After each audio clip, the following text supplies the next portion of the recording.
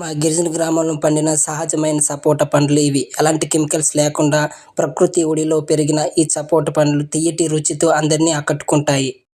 Hello అండి, welcome back to our channel tribal nature vlogs. Present ఈ సపోటా అయితే కాయాలన్నమాట. ఇది ఎలాంటి కెమికల్ లేకుండా, ఎలాంటి మందులు లేకుండా మేము పండించే ఆర్గానిక్ న్యాచురల్గా ఈ సపోటా అన్నమాట.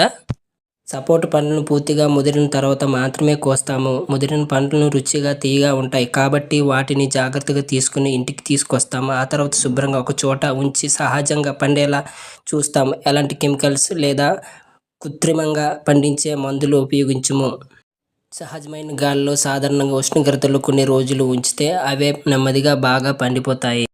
ఇందులో సహజమైన చక్కెరలు, ఫైబర్, విటమిన్ సి, పొటాషియం వంటి పోషకాలు ఉంటాయి. ఇవి శరీరానికి శక్తిని అందించడంలో, జీర్ణక్రియకు సహాయపడడంలో ఉపయోగపడతాయి. ఈ వీడియో మీకు నచ్చినట్లయితే లైక్, షేర్, సబ్స్క్రైబ్ చేయండి.